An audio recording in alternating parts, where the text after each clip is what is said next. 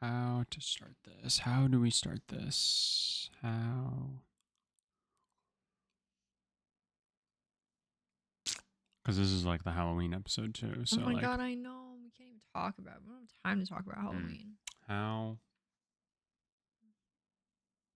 I guess would be like a fun, spooky way.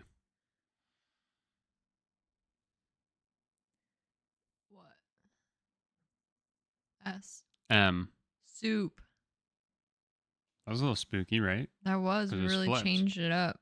Hello, everybody, and welcome back to SM Soup, the #1 podcast with soup in the name, but not on the brain. I am Spencer. And I'm Shelby. And together we're here to take you on a journey through life's biggest questions, like, waiter, is Spotlight really the best movie of 2015? That's right, everybody. Give it up. It's a movie episode, movie club. Snaps all around. 2015. What a year. What a year. In case this is your first episode of SM Soup or your first movie club, what we do here is Shelby and I take a random number between 1975 and 2022, soon to add 2023, I would say. Yeah. And we let the powers that be decide what year's Best Picture nominees we will watch. And then Shelby and I watch through all the Best Picture nominees. We call out the ones that we think are worth watching. And we discuss whether or not the ranking, which is to say the one that won the Best Picture, is truly the Best Picture. And then we rank them for ourselves and for all of you, dear listeners. Yay. Again, the year that we were given this time was 2015. Also, in case you don't know, I think it was 2008 or 2009. The Academy extended the Best Picture award to be to The Field. It used to always be 5, and then it was either 2008 or 2009 that they added that it could be up to 10 Best Picture nominees. 2015 is 8. Yeah. And those 8 movies are in the order that we watched them. Oh, I was going to say, I have it written down in alphabetical. I have it written down in the order that we watched them. Okay. The Revenant, Brooklyn, Mad Max, Room, The Martian, Bridge of Spies, Big Short, and Spotlight. Spotlight.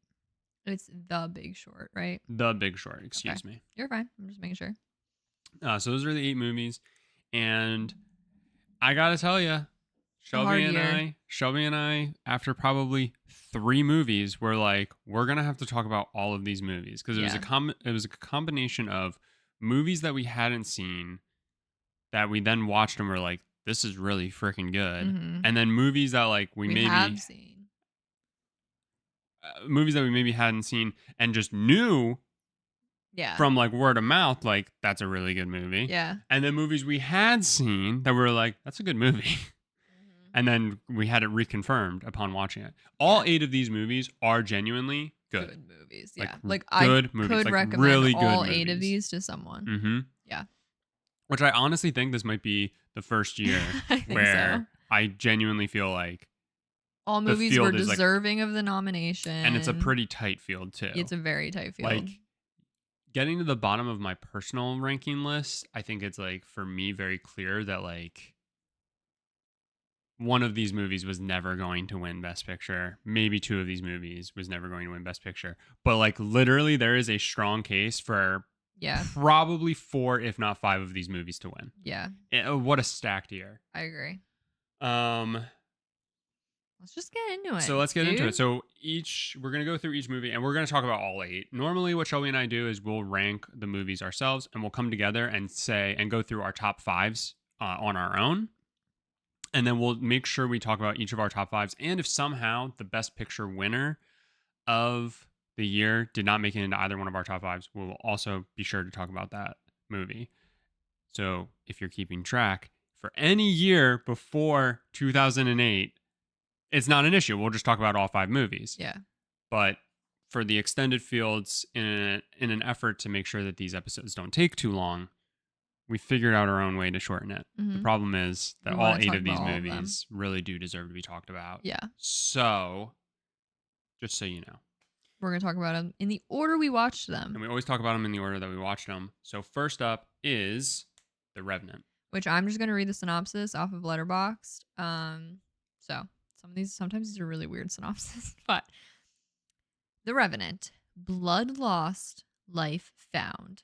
In the 1820s, a frontiersman, Hugh Glass, sets out on a path of vengeance against those who left him for dead after a bear mauling. And it's all it says. In case you're like, The Revenant? That sounds familiar. Leonardo DiCaprio, Alaskan wilderness, survival. Yeah. Is really all you need to know. You got what? You got DiCaprio. You got DiCaprio. You got Tom Hardy. Yep. You've got Will Poulter. Will Poulter. You have, I don't actually know his name, but he's from Harry Potter, right? Gleason. Domhnall Gleeson. Yep. That might be it. I'll be honest, those are the faces. Oh, Christoph Joner's in it for like a minute. Isn't he from Harry Potter as well? That face looks really familiar. It does look really familiar. But yeah. Mostly Leonardo DiCaprio. I think those are the Like the big four big names, yeah. Which, funny enough, Tom Hardy and Domhnall Gleeson are also each in a separate Best Picture nominee for this year. Yeah, they are. Which is very funny. Yeah. Thoughts on the movie? This was a movie neither of us had seen before. Neither of us had seen it. But of course you have to have heard of Revenant. Like everyone is like, oh my God, the bear scene. Like, you know what I mean? Just like you've heard that forever. I honestly had no idea what we were in for. I feel like I like had this conception of what was happening based off what people had said. And I really was like thrown for a loop. Obviously, first off the bat, the shots of this movie were like the most disgustingly beautiful things I've ever seen. Yeah, I was gonna say like, yeah. It was so panoramic. It was so, the first like 10 minutes. Like it could have been a nature documentary. The first 10 minutes, I'm just like, this might be one of the best looking movies I've ever seen. Yeah. Like, it's all just shot so clean. Yeah, I agree. It's beautiful. It's visually stunning. As in terms of like how they captured just like raw nature. Yeah. Like it could have been, you could use that in a nature documentary. Like so much of the footage. I literally made a note that I loved the first 3/4 of it. Yeah, okay. And then I genuinely think from what's his name? Leonardo DiCaprio, from him making it back to civilization, aka like the encampment, wherever everyone's hanging out. From there on out, I didn't care. Okay. And I was like, this is boring.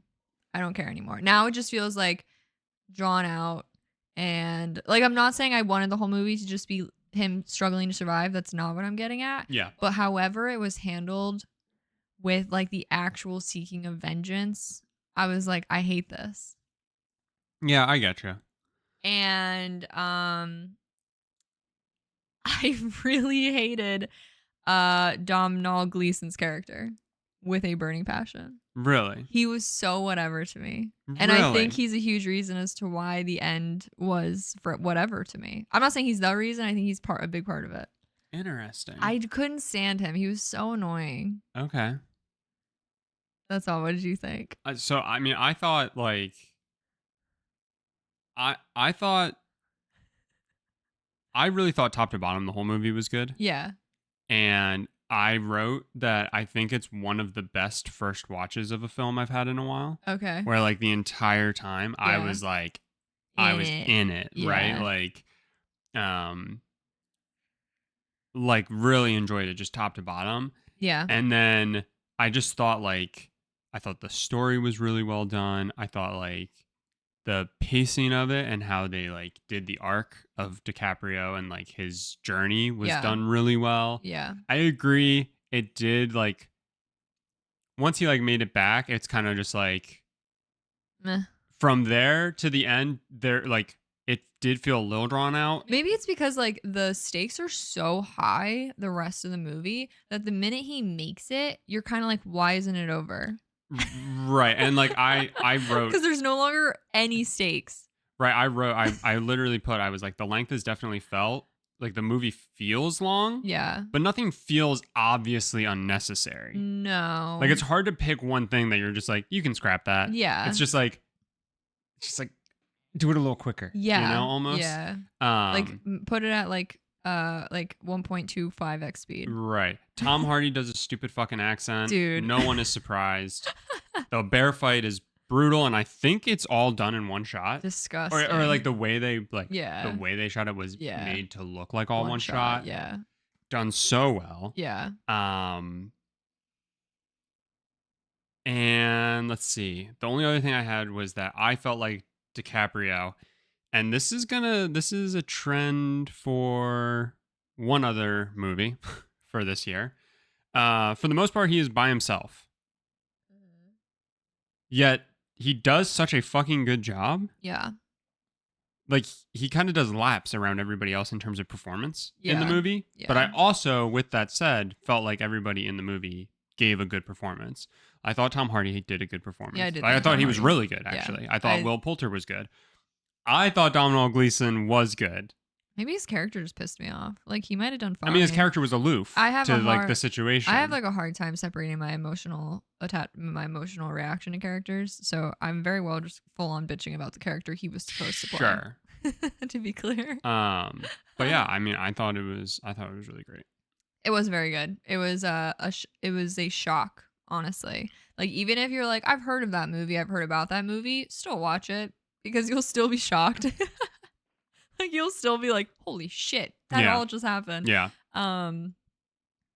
It is so brutal though. Like in case you're like, oh, I've been told. No, it's so brutal. I Yeah. mean, it's genuine. Like it's fucking brutal. I literally wrote which like so you have like the sum up in a sentence. It's like giant commentary on the beauty of nature and the brutality of it at the same time. Yeah. Like No, seriously. it's beautiful and yet it's like trying to fucking murder It'll you kill the you. whole Yeah. time. Yeah. No, that is a great way of summing it up. And that humans suck. Because of course there's like indigenous and native people there. Yeah. And we just want to like fuck their day up and get the resources. The big enemy and and screw 'em everything over. is, of course, always going to be people. Yeah.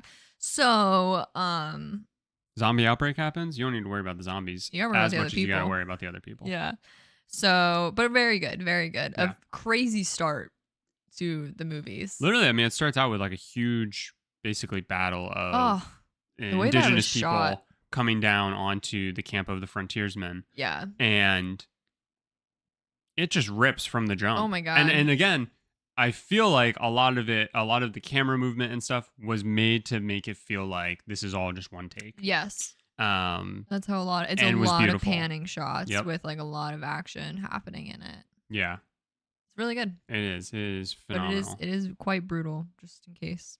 Yes. All right. Next up was Brooklyn. Yes. Brooklyn is being brought up on my phone.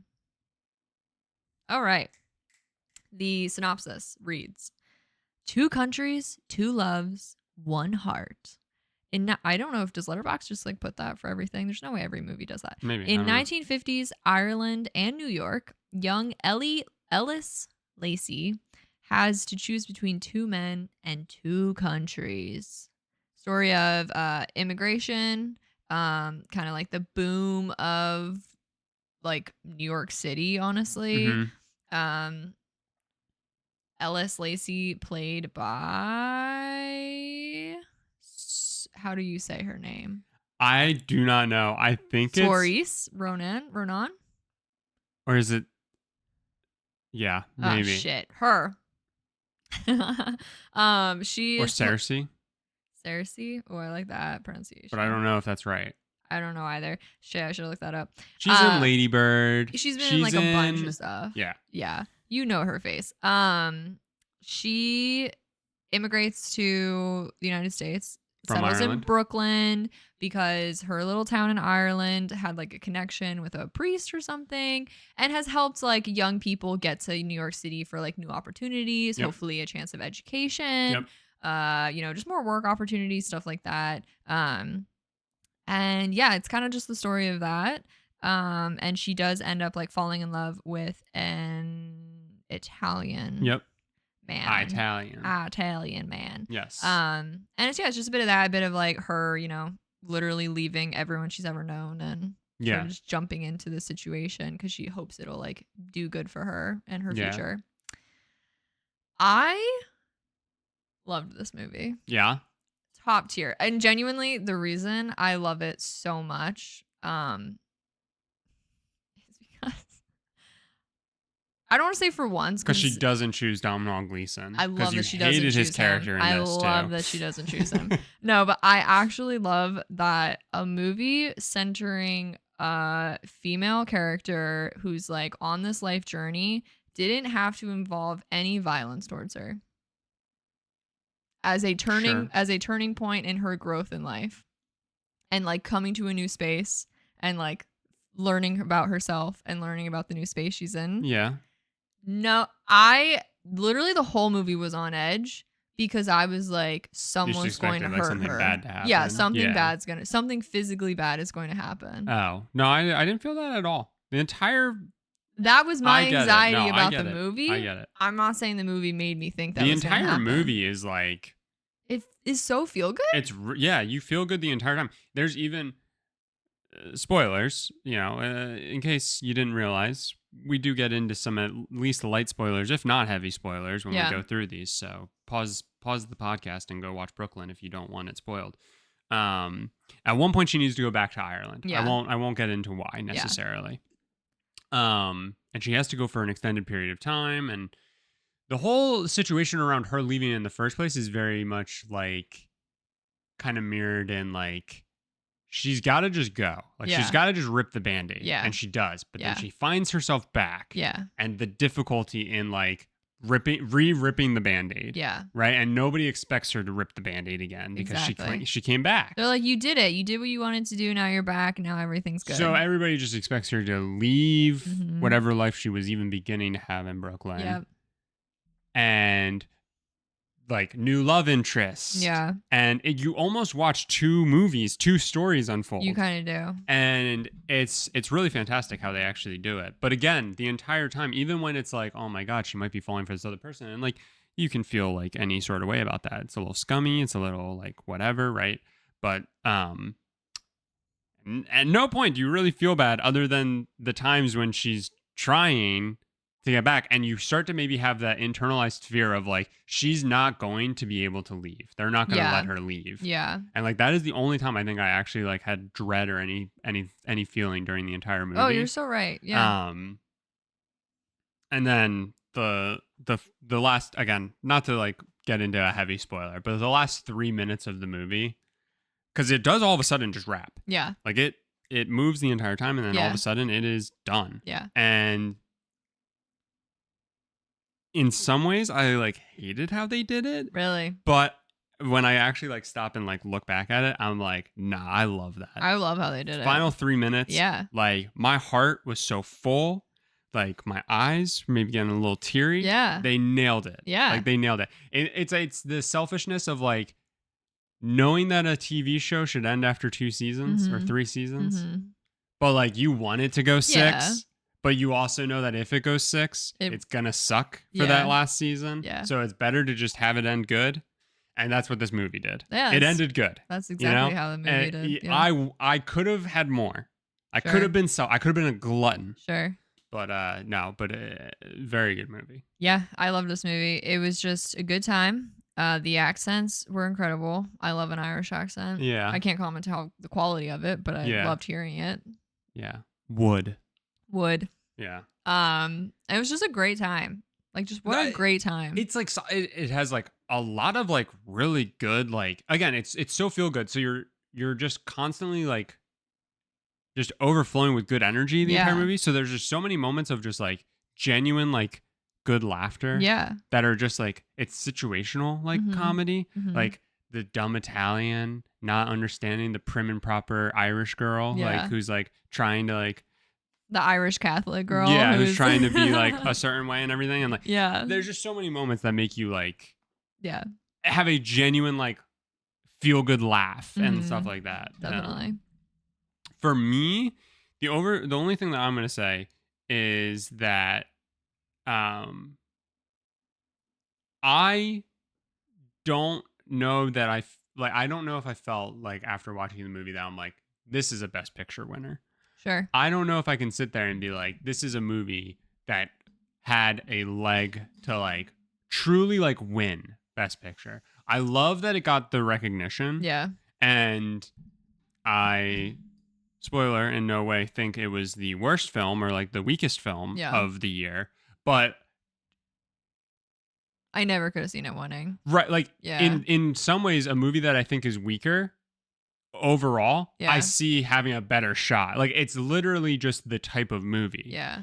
It's not real. Like I wouldn't call it a chick flick or like anything like that. Like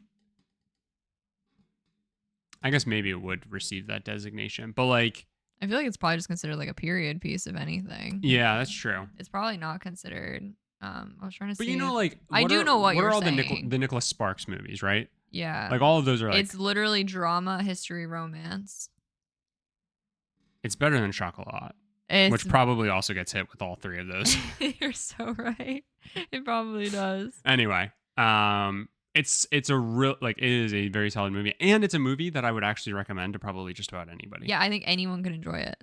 And, like genuinely any person can watch it, and Yeah. even the most like macho man, Yeah. like they're the ringer. You gotta, for this it'll movie. pull your heartstring. Yeah, watch it on your own. Yeah. Turn all the lights off. No one will tell. Lay in bed, watch the movie. Yeah. You'll sob. It's fine. It'll be good. It'll It'll be be a good. little You'll have a good healing. cry. Yeah, it'll be You'll have a good cry. healing. And you don't need to tell anybody that you watched it. No.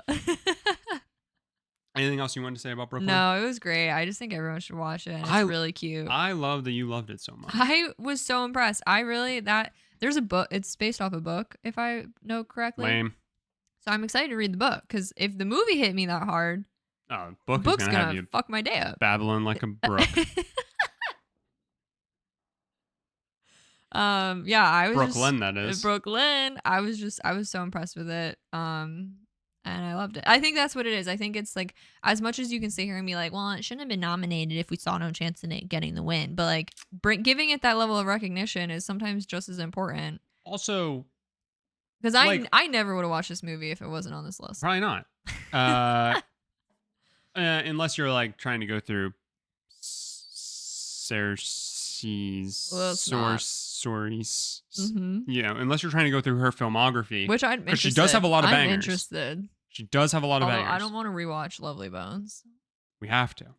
God, Toochmaster General. I know. I want to watch all of his movies. Okay, we can do that. But I'd watch all of her movies too. I think she's awesome. Yeah. Yeah, I don't that's know true. what I was saying. You said that's the reason we would watch all of her movies. We would watch Brooklyn is by watching all of her filmography. Right. I don't know what other movies technically came out this year in 2015. Yeah, I don't know. either. Outside of the 8 that we watched. Right. And like sometimes that alone, right? Like this movie is probably better than every single 2000s movie. Oh, probably. Like, is it yeah. better than Gladiator and is it better than Aaron Brockovich? That's the only two that are a tough challenge, Sure, probably. But all the rest, 100%. Right. Like, it's way better than Chocolat. Yeah. And that was a movie that was nominated. You know what I mean? So it's just like, let's all relax. And I think it's good to get like different genres into the Best Picture nominee, or else you're always just going to have A war movie win. or like a solid like I don't know what you would call Spotlight, which won this year. It's not Yeah. like a biopic technically, but like it's like based on true events. right, exactly. Yeah. Which those things are suckers Yeah. to win. Yeah. Especially if they're done really well. So Right. You get one good actor in there, or in Spotlight's case, you get like 5 Oh good my actors God. in there. it's a banging cast, and we're talking about that last. Yeah. Next up is Mad Max Fury Road. The future belongs to the mad.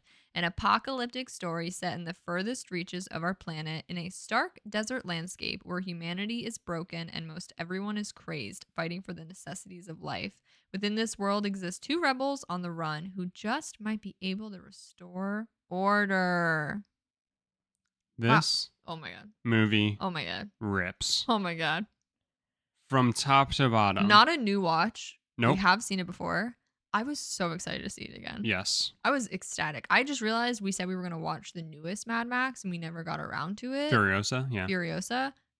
I cannot wait to watch that movie. Yeah. I forgot that we need to watch that now that we've watched this. And not to get into it, but I'm so excited to watch that. Yeah. Because this movie is so good.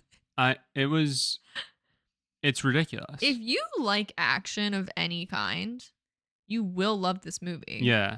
And the movie just like rips. Yeah. Again, like there's really no other better way to describe it. Like it just goes. It's from the jump, it is just pedal is pressed all the way to the floor. Yeah. At times you're just like, what the fuck just happened? Yeah. You know, like there are those types of moments. Sure. It never for a second tries to like, hey, give me your hand. Yeah, let's go on a little journey real quick. No. And I'm going to take you to the whiteboard. Right. And I'm going to explain to you everything that's happening. Right. No, just go. You just get thrown into it. Flip on the nitrous and go. And honestly, the way that this movie is done, audio-wise, if this was ever in a theater It was.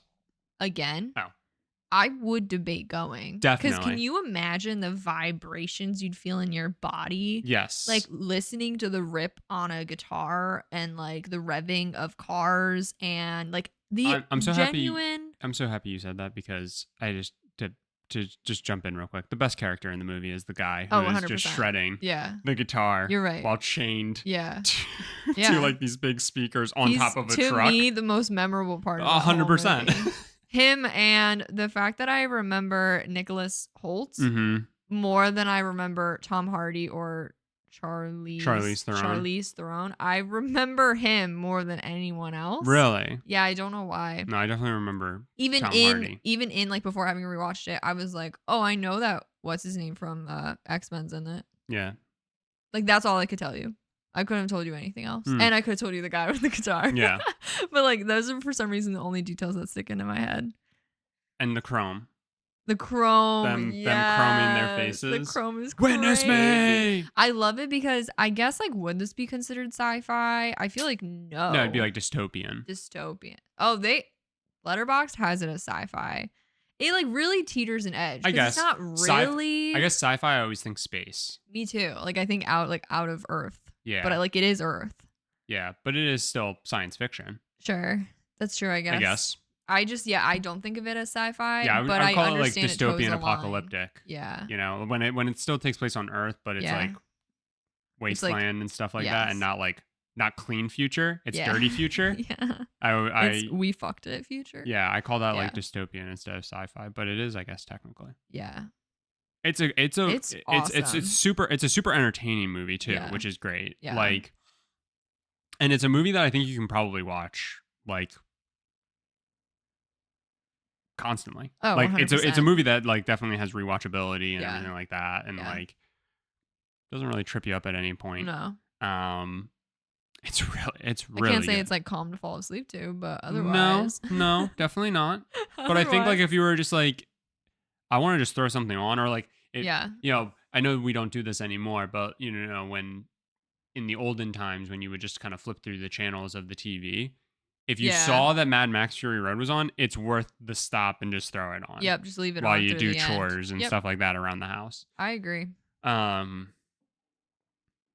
The only thing that I will say is that there are a few shots during the movie that are so painfully obvious that they're done against a green screen that like it did throw me off a few times. But I am interested in that way to see the new one. Yeah. But I will also say that the entire movie has there are like a ton of like really satisfying and really cool shots that happen that are done extremely well that like I couldn't tell you, you know, the level of effects and stuff like that were needed for it, or if they were practical or stuff like that, which I think is like a genuine mark of like a good movie and the ability to like be able to hold up. These are the notes I made. Is Tom Hardy underrated? Is Tom Hardy underrated? I think that's a conversation for another day, but I just wanted to say it. Yeah, it is worth discussing. Is Tom Hardy underrated? I think we need to talk about that in the future. And is it because he's been stuck now in his third Venom movie? Yeah, probably. Then I put, are parts of this movie sped up or what the heck is happening? It's like That's what I mean. it's sped up just enough, but not too much that like it was definitely altered, but Yeah. you're like, okay, but did they just do that really fast? You're like, Yeah, did they just do it's a it? trip. Like Yeah, it's an absolute trip it is. of a Yeah. movie. Yeah. It makes you feel like you're going a little crazy. Yeah. I said this needs a documentary on how this movie was filmed because really, Yeah. truly, the filming of it Yep. is so intriguing. And then I appreciate minimal blood for how crazy and gruesome the movie is. True. There's very little blood. In case you haven't found a theme, I just don't really love. I'm just like over So really true. gore. So Like true. I get it. Violence makes things Tune interesting. in next week when we break down all the Saw movies.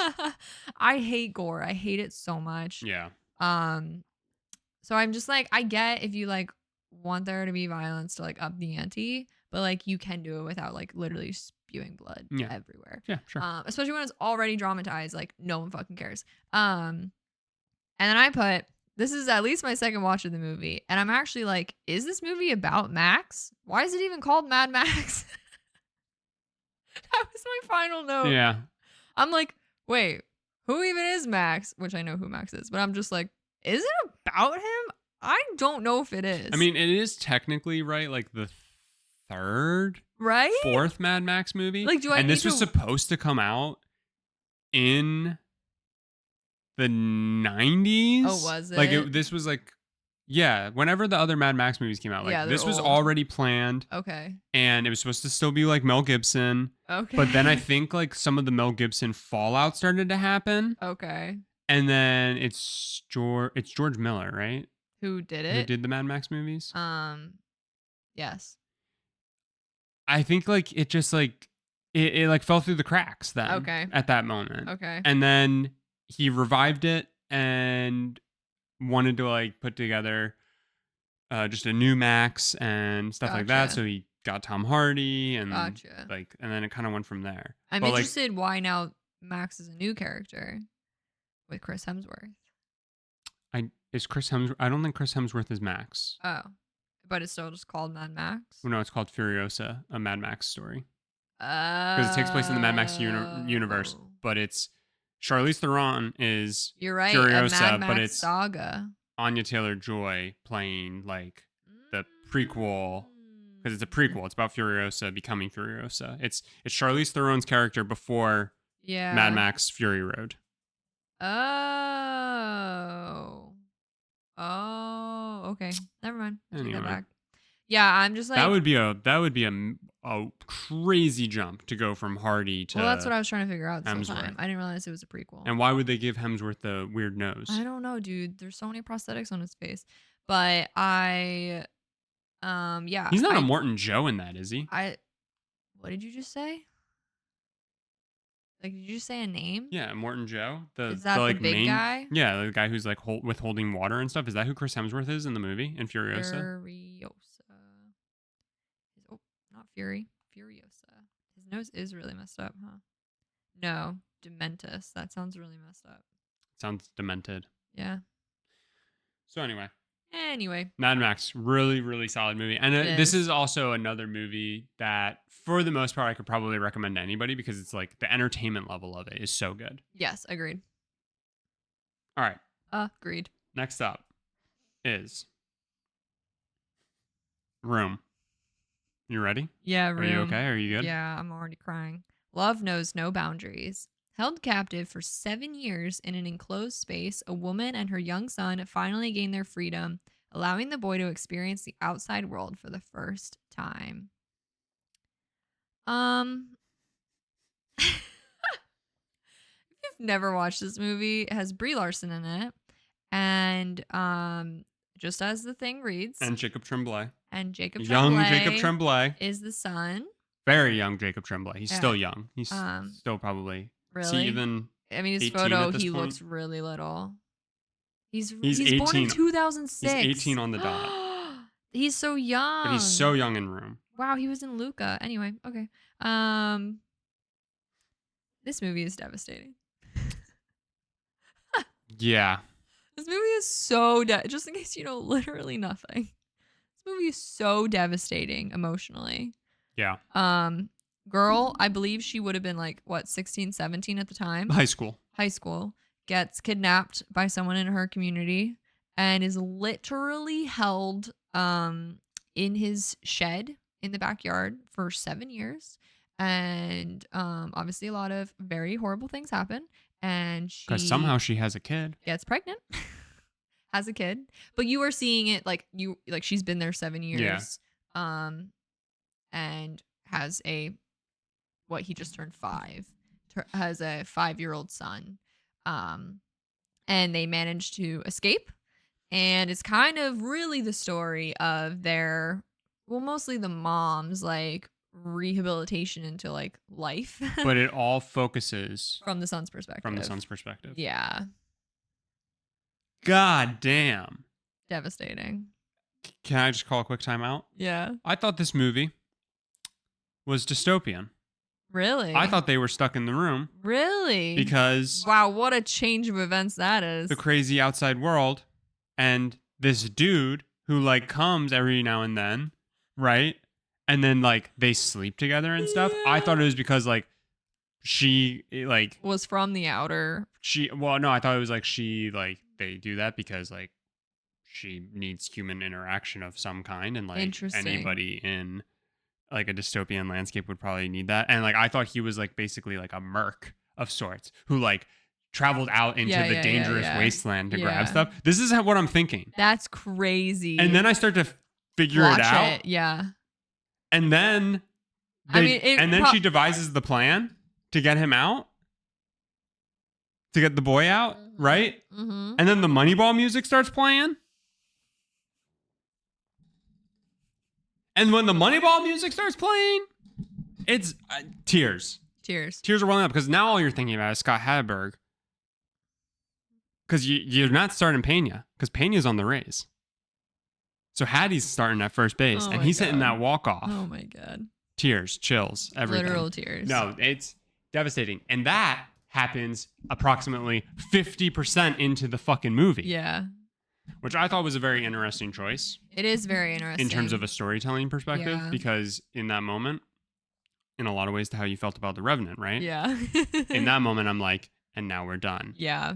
And nay. And it does hard stop. It does. And it really does like take you all the way back down. You're steadily rising from 0 to 100, right? Mm-hmm. And you get up to 100 and you're pushing past it.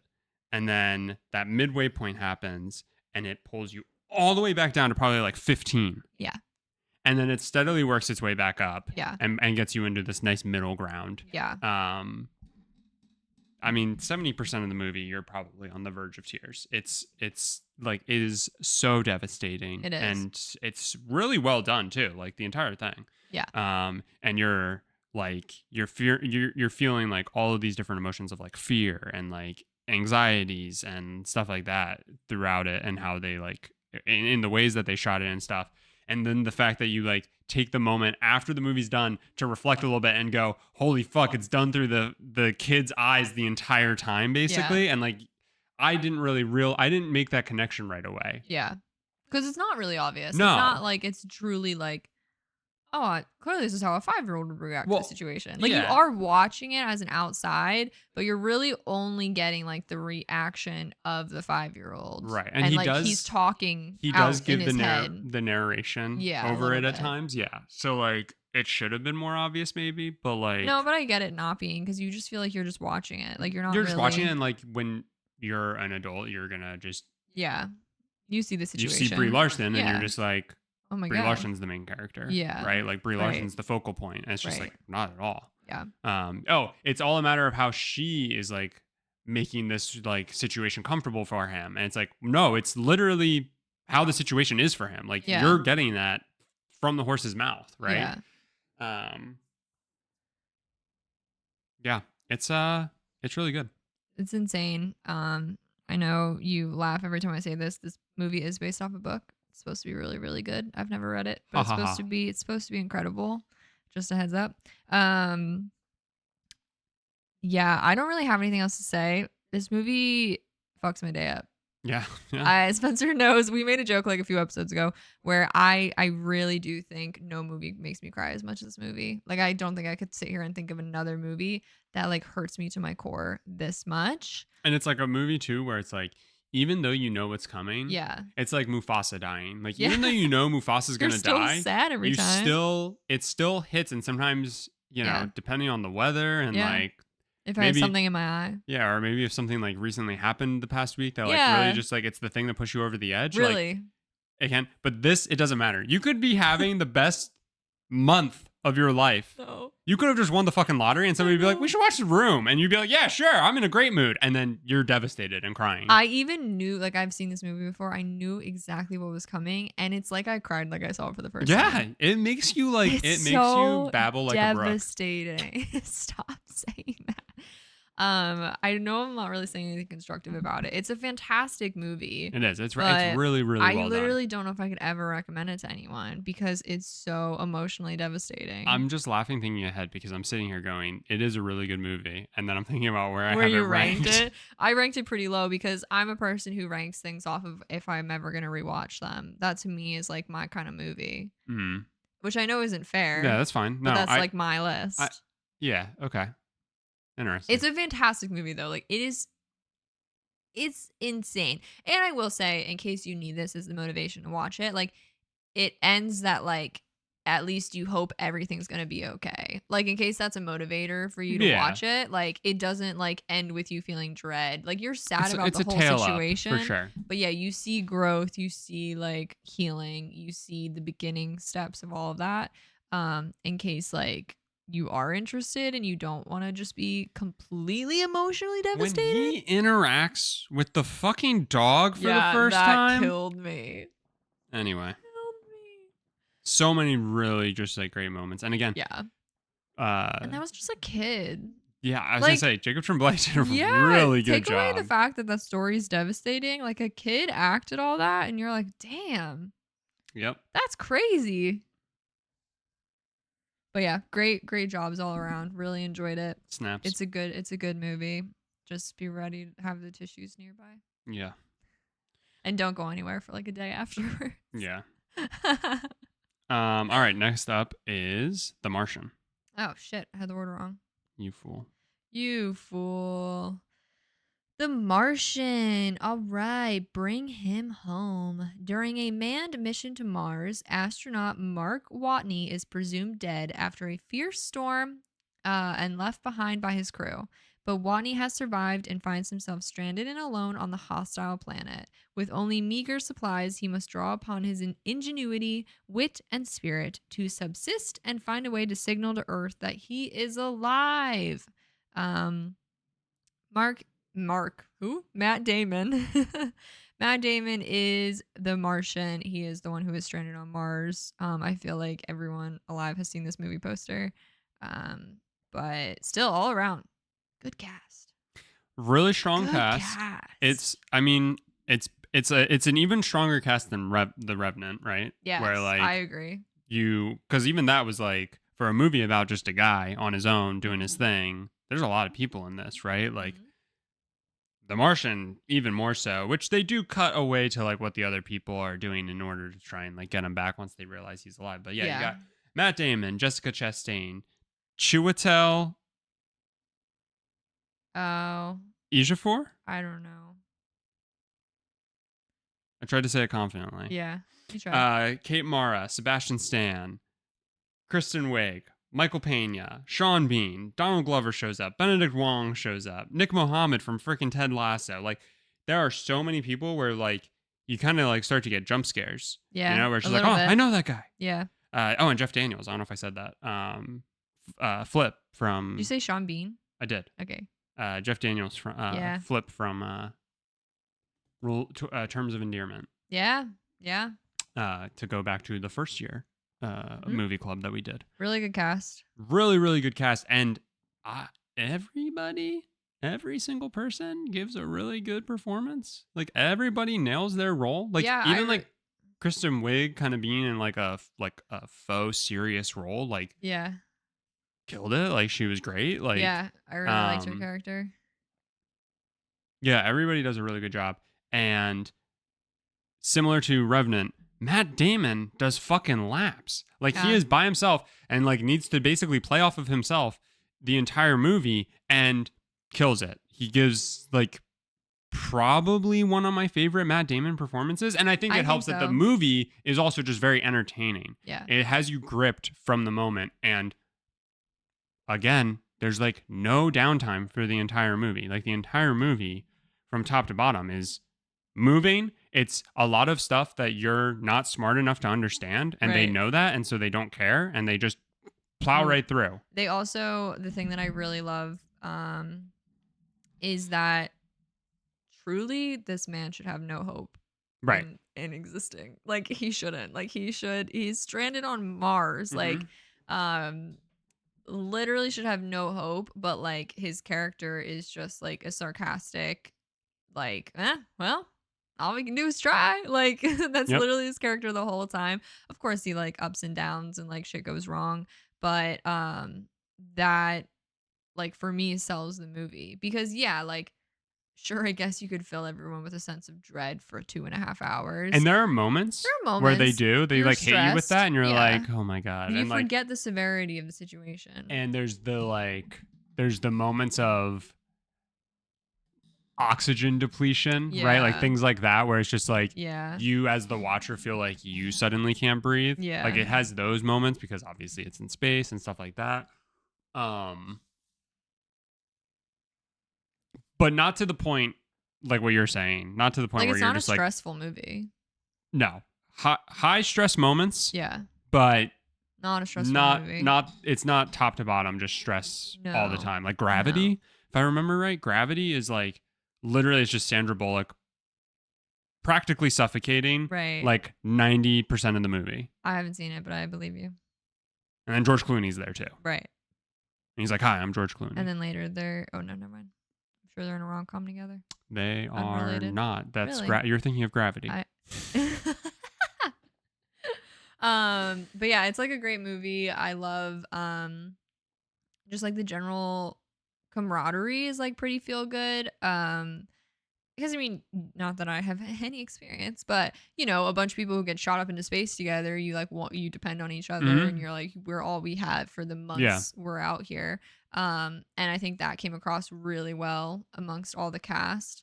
Um, I do laugh just like looking at the cast and being like, oh, like I know you kept calling it a jump scare, but like to me, Donald Glover was a jump scare. Donald Glover was a jump scare. To then be actually so important. Like, Right. but like he's such a last minute, like, and there's Donald Glover. And Yeah. you're like, whoa. And he's like, yeah, I'm brilliant and I'm gonna save everything Surely we've seen the last cameo, and then Donald Glover in the last like 40 minutes. accidentally drinks from his pea cup instead of his coffee cup or some shit. And you're Right. just like, oh, okay, Right. Donald Glover's here too. It's Great. so that's really funny to me.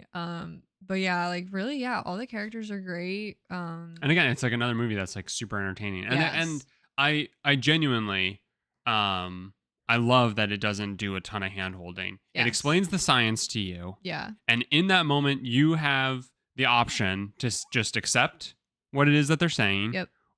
Or to sit there and get like and just have it ruin your day that you're trying to figure it Oh, out if it sure. like checks out and all this Sure. stuff and like But who cares? right, like at the end of the day it's just like who cares. It did make me hyper question my potato growing, I will say. I was in the midst of that and I'm like, wow, how did he did it on Mars and I could barely do it on my front porch. Well, the difference? Movie. Oh. He was in a movie Well, shit. doing it. Next time I'll try that. Yeah. So really, really, really good movie. Yeah, it is a good movie. It's a good time. And again, a movie I think anyone can enjoy and it has pretty high rewatchability, in my opinion. Agreed. Cool. What's the next one? The next one I believe is Bridge Okay. of Spies. Okay, I was just making sure you were That's what right. I had up. So that's what I thought we watched before The Martian. But in the shadow of war, one man showed the world what we stood for.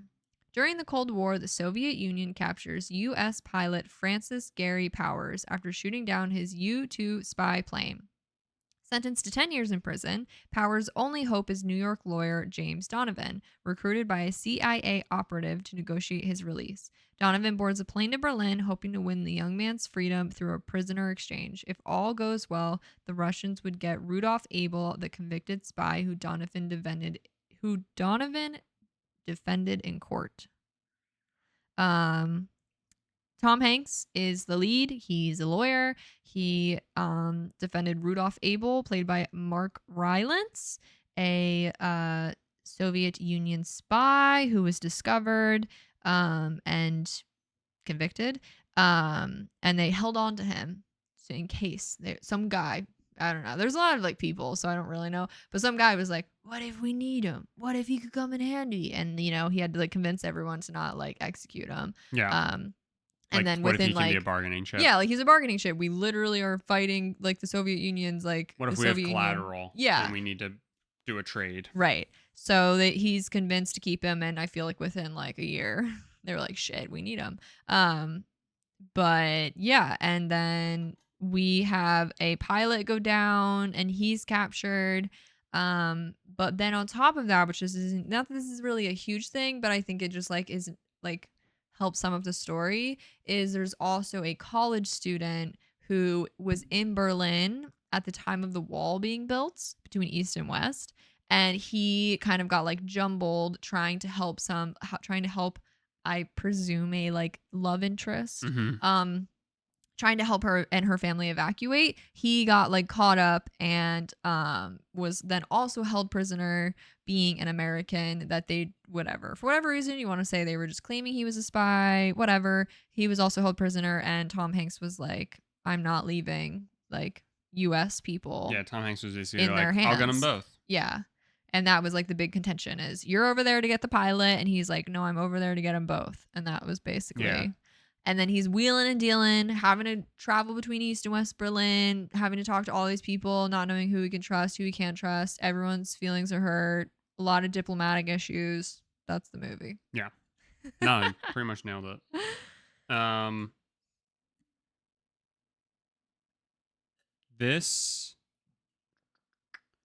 This movie is,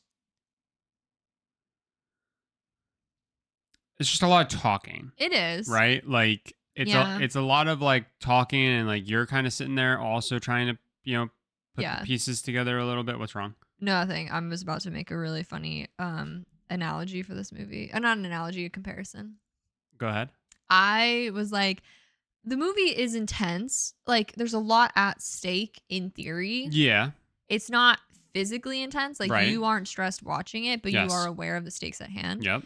A movie I think did it better. Yep. Tetris. Okay. I was gonna say Oppenheimer. Oh, yeah, that too. Like it's a movie about, it's historical, yeah. and it's about a specific event and Yeah. like a specific like concept, and like Oppenheimer, for being a movie about a bomb, there's not a lot of explosions. You're mostly watching the logistics of it. Yeah, you're watching a lot of people talk Yeah. and like figuring out the red tape of the situation, right? Yeah. And that's what Bridge of Spies is too in a lot of Yeah. ways. It's just not as good. Like it's just Yeah. not like, like Mhm. it for whatever reason, maybe it's the subject matter, maybe it's, I mean, also, I do think it's interesting. I will say, at least it's interesting, which I'm not going to say I can say all this completely accurate, but it is interesting being this time period, because there wasn't yet really anything happening. Like, it really was, like, ooh, Cold War. Ooh, we're nervous. it was this. Ooh, Everybody, yeah. everybody was pointing their guns at the next person. So that's what makes it more of an applicable use in this, because like you can say that about Oppenheimer and you can be like, well, we didn't really see much, and whereas like they could have made the decision to show us a lot more. Sure. But like here there wasn't much else to show us. Like Sure. here this is what was happening. Yeah. Like it was conversations behind closed doors, and like, ooh, we don't want to step on anyone's feet because that could mean nuclear disaster. Yeah. And it's really like it's an interesting movie, Yes, right? Like, and it the is very subject matter is really interesting. interesting, and like, yeah. and it's your classic like what Tom Hanks is doing, right? Like he's your typical right person at the right point of time doing the right thing. Yeah. But no one else. Because everybody else would have executed this guy. Yeah. And everybody else wouldn't have given him a fair trial. Yeah. And then Tom Hanks was like, or well, no, I guess they were like, we have to give him a fair trial because we're America. We have to give him the appearance of right. a fair And Tom trial. Hanks said, right, I'm going to give him a fair trial. And they were like, whoa, whoa, whoa. And they were like, whoa. why are you helping him? And it's Yeah. like, because that's like the right thing, right? Like Right. this is America, Right. and all that. So it's like, it's one of those types of stories too. Yeah. And so when you go into it, like kind of knowing that, it's great. It's like, it does that well. But yeah, I don't have too much else to say Not about much else to say about Bridges it. I Bus. did really love Rudolph Abel's character, just because he's like this really like, You mean well, Mark Rylance's sorry, character, Rudolph Abel? Mark Rylance's character, Rudolph Abel. Yeah. He did a Because really he's good like, job. I really liked him, yeah, because he's like just this really to himself, like this is what I signed up for, Yep. this is what I'm here to do. And literally there's moments where Tom Hanks is like, aren't you worried? And he was like, would it be better if I was? Would that make you feel better? Yeah. I know him saying that throughout the Would movie. it help if I was? Yeah. He said that so many times. And yeah, no, I love that. he did a really great job. Mark Rylance in general, like Yeah. his performance was yeah. really good. I agree. Kind of like, honestly, like you could walk away and it's like a little underrated. But when you actually stop to think about it, like he did do a really good job. Yeah, So, I really liked. He was like my favorite. best supporting in the actor, movie. maybe Maybe for the year. could be. Probably didn't get it, but I would be on board with that if he did. I bet he was nominated. He was definitely. He should have been. I really. Also, his character just worth impressed me. calling out Tom Hanks, one of his like hotshot younger proteges, I guess, Okay. was Billy Magnuson, the actor Billy Magnuson, Okay. who was also in The Big Short. Shelby, let's talk about The Big Short. I was like, where are you going with this? Big There's Short. just a lot. There was like a lot of like it's like the Doofenshmirtz thing where it's just like if I had a nickel for every time an actor was in one Yeah. Best Picture nominee and then also showed up in that same year another Best As a Picture nominee, supporting, yeah. I would have 3 nickels, which isn't a lot, but that's it's a still lot. interesting that it That's a happened. lot. That's a busy year for those people. All right. The Big Short. This is a true story. And all it says is the men who made millions from a global economic meltdown. I love that as a sum up. I think the best part about this movie Steve Carell losing his mind the whole time. is Steve Carell with his stupid fucking faux New York accent. And his really brown dyed hair. That's like half bleached. Yeah. His character made me uncomfortable the whole movie. The thing I really like about the movie is the fact that who is it's Adam McKay, right? Yeah. And so if you don't know, Adam McKay, first off, used to do comedy movies. Like I'm pretty sure he's Step Brothers. Okay. Like he and Will Ferrell and the John C. Reilly gang. Yeah. That was him. Yeah. I'm pretty sure. Okay. And now then he did The Big Short. Yeah. And then he did Vice. Yeah. And then he did Don't Look Up. Yeah. And now like he's doing these types of movies. Yeah. Mixes in comedy still. Right. But he basically says, and he has access to all these comedy actors. and then he says, but this is an important message. Yeah. Let's get this out there. Yeah. Like let's talk about this. And the movie's trying to punch you in the face with the message. Yes. The great thing about this movie is that you watch it and, you know, like in every situation you're trying to figure out like who are the heroes, who are the bad guys, right? The movie you're watching and you're like, these guys are heroes. Yeah. No, they're bad people. And they're literally there questioning their own decisions. They're bad people profiteering off of a bad system. One of the worst. Yeah. Right. Like one of the worst systems. They see the glitch in the system and exploit it. Yeah. For their own personal gain. Yeah. That is the movie. Yeah. That is exactly what happens. Yeah. And whether or not you want to say like and fault them for it, Sure. I wouldn't. Sure. Like you fucked over the banks. You fucked over, right? Like, right. But to sit there and try and be like, yeah, these guys are rock stars. It's like, no, at the same time, you know, eat the rich. Right. So, it's a really good movie. It's entertaining. It takes a subject that is so fucking boring, right? And like kind of economics, unnecessarily complicated, right? And finds ways to, again, like this movie says, give me your hand. I'll walk you over to the whiteboard. Yeah. I'm going to explain it to you real quick. Yeah. But to explain it to you, I'm going to have Margot Robbie in a bathtub explaining it. And you go, okay. So I can listen for like the first 5 minutes of what she's saying. And then if I'm still not getting it, at least I get to look at Margot Robbie. Right. It's great. It's got really funny, like, again, really funny writing and like dialogue and moments. Ryan Gosling's entire character is just a douche. Yeah. Like, again, they're all douchebags. Gross, yeah. But like Ryan Gosling is like at one point he's the finance bro of finance bros. Steve Carell and his team is asking if his numbers are right. Yeah. And he literally points to an Asian guy and is Yeah. like, look at him. Yeah. Of course my numbers are right. Right. Like he's just a dick. Like yeah, he's just an gross. asshole. Yeah. But at the same time, he's really fucking funny. Yeah. Like it's like punch you in the face kind of funny. Yeah. It's a really good movie. It's entertaining for something that is like not that entertaining, right? And like that's kind of the bread and butter for how to win Best Picture or how to be nominated for Best Picture, right? How do you take something that is not entertaining or really like necessarily fun, but like you do it cinematically, like Spotlight did, right? Like we'll get into it, right? Or Oppenheimer or Aaron Brockovich, right? Like you take the thing that's like it's just it's a good story, but like it's not really fantastic. It's not like it's yeah. not yeah. I don't know how else to describe it. But when you find a way to put the entertaining spin on it or you tell it in the right way. Yeah. Like Aaron Brockovich. Yeah. And you set up the shots and you set up the story and execute on it. You can drive it home and people will walk away and say, "Holy shit, that was really good." Yeah, also the thing that always cracks me about Adam McKay movies, which Spotlight kind of did this as well. A lot of these movies do that. But like, you know, when they like are like trying to leave you with, and this is where we're at, like at the time of this movie releasing, like I feel like every Adam McKay movie ends with, and it's still happening today. Yeah, and it's still fucked. And it's still busted. What was it at the end? He was like, at the end of it, it was like, I think it's Ryan Gosling, like monologuing. And he basically says something to the effect of like, and then it crashed and everybody who was found complacent got locked up. And they had like one guy take the fall. Well, no. And he's like describing it and he was like, and that's how it should be, right?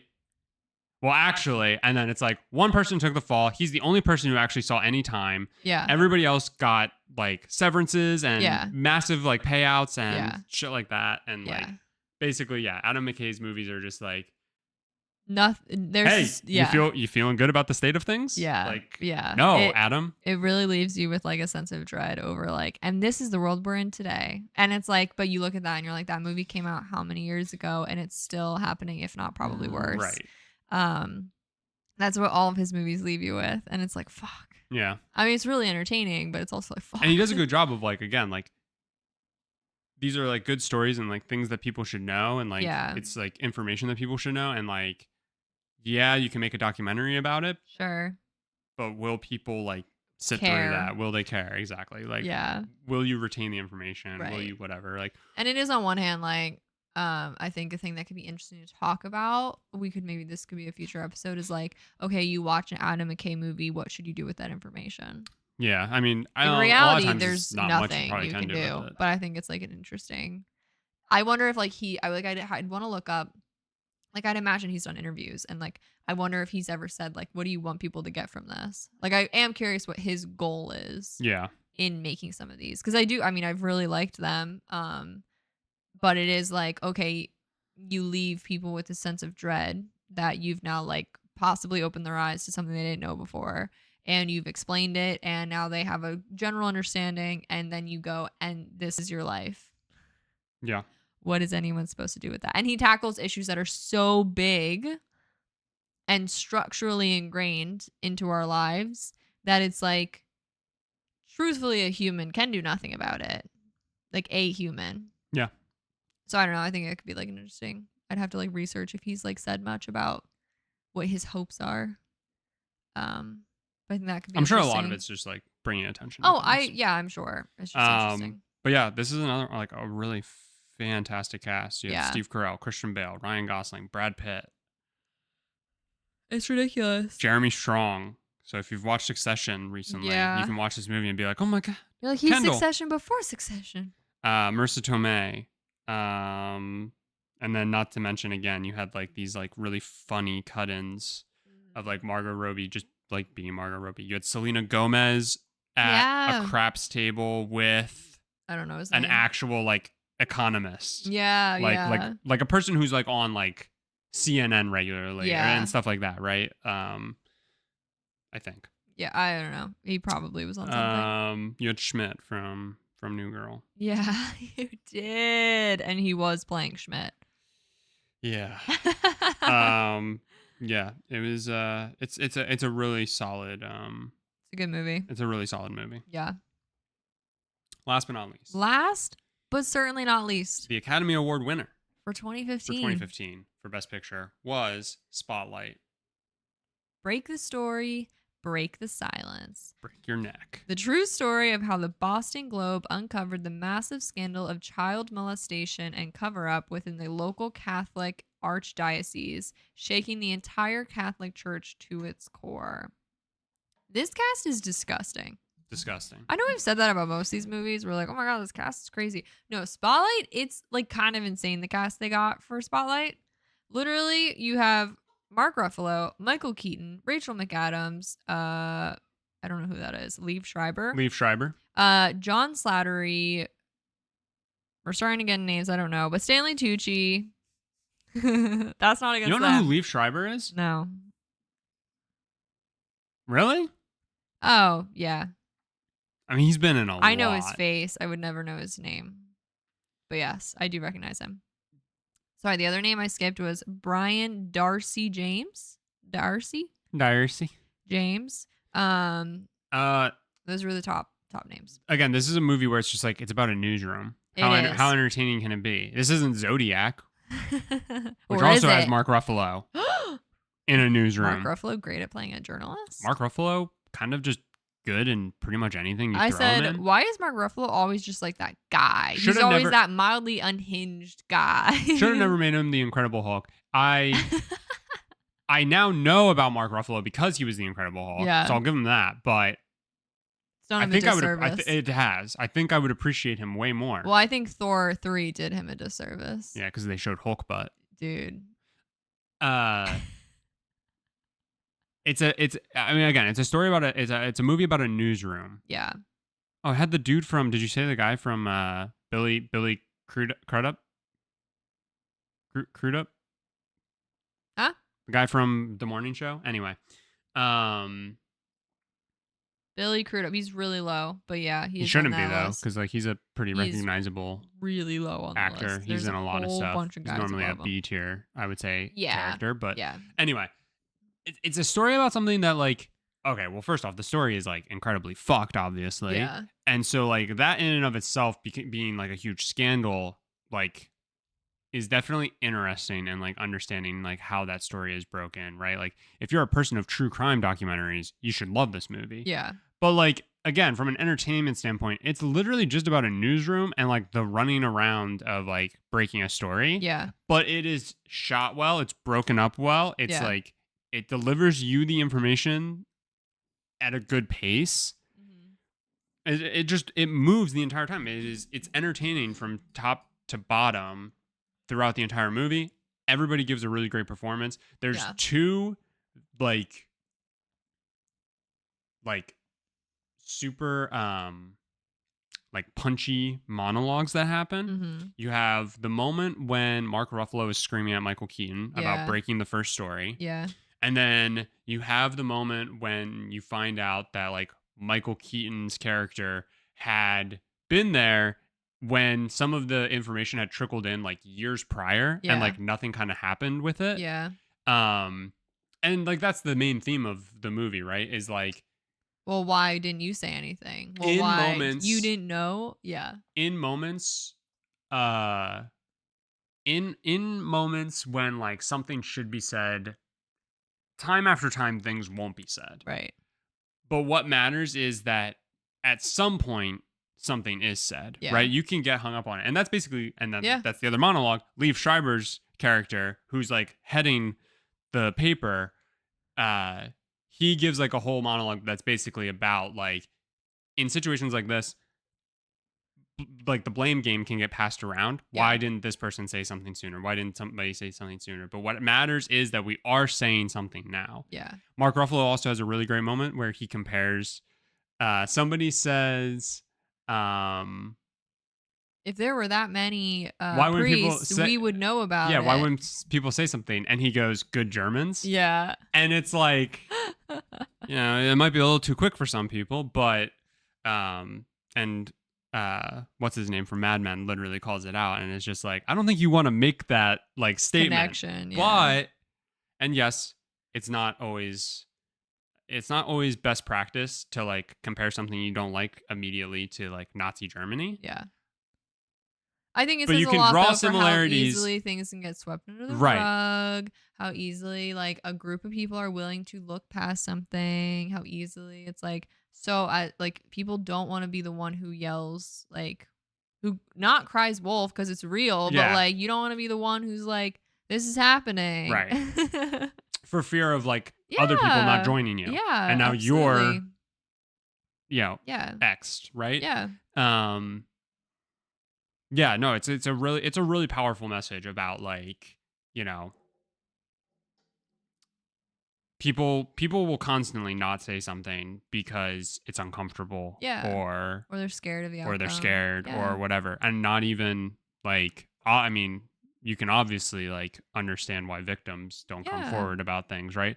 But like literally the people who are connected to those victims, and it's just like, why the fuck didn't you say something? And it's just like, It's basically the whole movie. you can sit there and constantly say why, and again, like it's such a powerful thing about like you can revisit that, but what matters Yeah. is something's happening now, and Yeah. sometimes that's not good enough, Yeah. but sometimes it needs to be good enough, And also which sometimes is it's the like harsh all you reality have. of life. Yeah. That's all you got.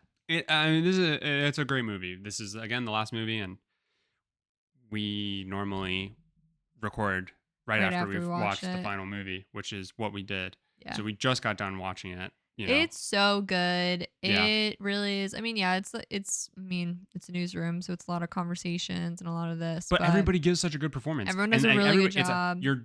it's a dialogue heavy role, so Yeah. you have to like nail the pace and the tone of everything you're saying, and like Yeah. Michael Keaton does that, and Rachel McAdams does that, and Yeah. Mark Ruffalo does that, and Yeah. everybody does such a good job. It's And really like, good. Yeah. and again, like the entire movie is done in such a way that like all the beats that need to hit, and like it evokes an emotion and all this other stuff from you. It's incredible. It's incredibly well done. Yes. Agreed. Yeah. I don't really have anything else to say about it. Shall we get into our personal rankings? Yeah. So what we normally go bottom to top. It doesn't matter. We can do whatever.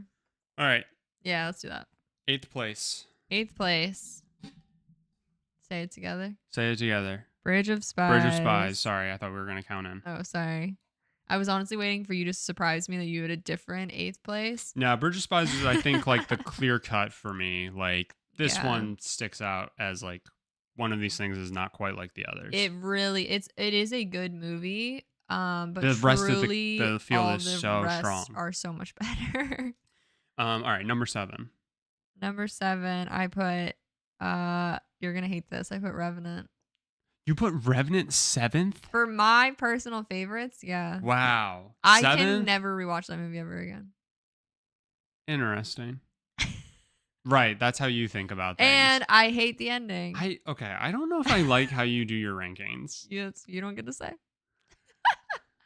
I know that's not a good fair thing, but to me, if someone's like, "What are some of your favorite movies?" Because like I don't know I'm if I would not watch. ever gonna tell them The Revenant because Right, it's but not. I don't know if I would ever watch Room again. I'm not either, and Room's higher than Revenant. But 'cause I it's don't better. put Room 7th. Yeah, because Room's better than Revenant. And I don't know if I'd watch Revenant. I don't know if I'll watch The Martian again. I can't confirm these things. I know, but I'm just saying, like, if someone were to ask me, That's I'm crazy that putting- it goes that hard into your number. And like also, yeah, wait, that doesn't make sense because if you're recommending it to somebody, why does that person care if you're ever gonna fucking watch it again? I'm just saying these are like, hey, this movie's really good, but I wouldn't watch it again, so I don't know if you should watch it once. If someone were to look at this list of movies and be like, what would you recommend? Like, Revenant would be towards the bottom for me. Right. But first watch So is what you should be taking into account. I just think people are getting two different lists out Because of if this they podcast. don't know, okay, anyway, 7th for me is Brooklyn, and that's a really That's tough crazy. 7. That's a really tough 7. I have to be very clear about that. That's crazy. All right, number 6. The Martian. Wow, we have wildly different lists. I know. Sixth yours. for me is The Big Short, and that's also really tough. Yeah, that's That was fair. really tough to put there. All right, Okay. number 5. Room. Room is my I'm sorry. number 5. You have The Big Short higher than Room, do. Martian, and Revenant? I do. Gut feeling. Okay. No one quote me on it. I might change my mind. So 5, you said Room? 5, I said Room. I also have Room at 5. Nice. Which, nice. again, was really tough to All put of these there. are really hard. These are really good movies. All right, number 4. The Big Short. Okay, and What's then, yours? so for me, 3 and 4 are really tight. So what's your 3? Mad Max. Okay, for me, my 3 and 4, if I had to edge, I would say 3 The Revenant and then 4 Mad Max. Okay. All right, and then 2. Spotlight. Okay. Yeah. All right. Yeah. I get what you're doing. Yeah. Okay. I forgot for a You second. like broke. I know. Anyway, 2 for me I think is The Martian. Yeah. And then 1 for me is Spotlight. 1 for you is Brooklyn. Brooklyn. But I'd put to the right technical fave is Spotlight. I do think Spotlight was what worth are the you win. on I about? think Spotlight deserved the win, is what I'm saying. Yes. I think Spotlight deserved to win Best Picture of the Year, but my personal favorite of the year was Brooklyn. Okay. Good for you. I can't. But you do whatever you want. Yeah, you know what, I will. Yeah, no, I thought Best Picture, I thought like Spotlight definitely They deserved it. did deserve it. And kind of like, again, it's one of those ones where it's just like, I'm sure in 2015 when you're watching these movies and you like find out the nominees, or like you watch Spotlight and you're like, that's Oscar bait right there. Yeah. That has Oscar written all over it. Yeah. And then sure enough. Yeah. All right, let's break down some of the other awards. Okay. Real quick. Okay. So obviously we already touched on Best Picture. Real quick, Best Director. Every single movie that's listed, like there's no movie that wasn't listed for Best Picture, but the 5 that were listed for Best Director were The Revenant, The Big Short, Mad Max Fury Road, Room, and Spotlight. Okay. The Revenant was the one that got that won Best Director. Okay. Probably fair. Yeah. It definitely had like really good direction. I mean, Spotlight could have easily won that as well. Yeah. All right. Best Actor. That's hard. You've got Leonardo DiCaprio as Hugh Glass in The Revenant. He won Best Actor. Okay. You then have Bryan Cranston, Walter White, in Trumbo as Dalton Trumbo. Okay. You have Matt Damon in The Martian as Mark Watney. That's you a have hard one. Michael Fassbender as Steve Jobs in Steve Jobs. That was in 2015. Wow. And then you have Eddie Redmayne, as Lily Elbe in The Danish Girl. Yeah. So obviously we only saw technically 2 of these movies. We saw The Martian and we saw The Revenant. Right. And both actors literally had to do a lot on their own, a lot of heavy lifting on their own. And yeah, I would have given it to probably either one of them. I'm trying to think if anybody else I'm like shocked. Cause like Spotlight, too good of a cast. Yeah, like, you can't really pick a main. Even though The Martian and The Revenant still had some like really good like supporting cast in with it, like it was very clearly a lead. Leo and Matt Damon, right? What else? What were the other movies? I mean, Brooklyn, like there wouldn't be really Brooklyn, a good Best there Actor. wouldn't be Bridge of Spies. Tom Hanks, no, I don't think he really think deserved so. a nomination for that. No. So I'd say Tom Hardy in Mad Max, maybe, but like you kind of pointed out, it's just like, is this really about Mad Max? Right. Is it about Max? Right. So I think that's pretty fair in terms of like standout leads. Yeah. All right. Best Actress. You had the winner, Brie Larson, for playing Joy Ma Newsom in Room. I was about to say you also had Kate Blanchett, who was Carol Aird in Carol. Oh. Sorry. Okay. Who played Carol Aird in Carol. You had Jennifer Lawrence, who was Joy Mangano in Joy. You had Charlotte Rampling as Kate Mercer in 45 Years. Oh my and God. then Saoirse Ronan. In Brooklyn? Yes. So again, only saw 2 of those, Brooklyn and Room. Yeah. Both deserving of a nom, I would say, Yeah. very easily. But I And totally Brie get why Larson Brie Larson winning got it. was great. Yeah. Holy shit. Best Supporting Actor. Oh, Mark God, there's so Rylance. many. Bridge of Spies. Rudolph Abel. Yeah. He won. Hell yeah. Other nominees, Christian Bale in The Big Short. Okay. Definitely deserving. Tom Hardy in The Revenant. Yeah, I would say that's probably deserving. Mark Ruffalo in his role in Spotlight, and then Sylvester Stallone in Creed. Isn't it kind of funny Tom Hardy got it for The Revenant, but Revenant didn't and not for receive, Mad Max? yeah. That's kind of funny. Definitely very deserving of Mark Rylance, and yeah. I agree with a lot of these other ones. Like Yeah. Christian Bale was really solid in The Big Short for never really crossing paths with anybody else. But like Right. when they cut away to him, it was very like Yep. entertaining. And yeah, Mark Ruffalo gave a great performance. Honestly, he Yeah. could have won. Yeah, I agree. All right, and then lastly, Best Supporting Actress. The winner was Alicia Vikander in The Danish Girl as Gerda Wegner. Obviously, we didn't watch that. Jennifer Jason Leigh in The Hateful Eight. Rooney Mara, not Kate Mara though. Kate Mara was in The Martian. Rooney Mara in Carol, and then the only one that we saw, so the only one we can really talk about was Rachel McAdams in Spotlight, and she did a phenomenal job. Yeah, she did. Other real quick last thing before we finally start to wrap this up. Sorry for the longer episode. Worth noting. Under the highlights on the wiki for the award show. Yeah. They mention who won the most awards, and they also mention who received the most nominations. Okay. And so I just feel like it's fun to look here. Yeah. And the movie that won the most awards was Mad Max Fury Road. Really? And you think about like some of the other like art direction, music, yeah, exactly. You think all about some of that those stuff. things that like it might have won. I get that. Most nominations was The Revenant with 12 nominations. So Mad Max had 6 wins. The Revenant had 12 nominations. Wow. But the one that won the big award, not the Big Short, was Spotlight. That's funny. I like that because that feels pretty like evened out. It was a strong year. Yeah. Like very clearly. Like that really does show how hard it was to like pick yes. winners. Crazy good year. Crazy good year. Crazy good year. So what's our next year? So, again, we plug 1975 to 2022. Yeah. Soon, we're going to add 2023 into a random number generator, and we were given the year 1992, which gives us Unforgiven, The Crying Game, A Few Good Men. That's right, Tom Cruise boy. making his movie club debut. Oh my god. Howard's End and Scent of a Woman. I have watched one of these movies. Unsure. You have watched one of these movies. I've watched one least. of these movies. We watched Scent of a Woman. I was gonna say, that It's Al sounds really Pacino familiar. and he's blind. Oh yeah, I've seen that. Really solid movie. That is a solid movie. So I'm excited for 92. Yeah, that should be a good year. We'll see. I don't think it'll be 2015.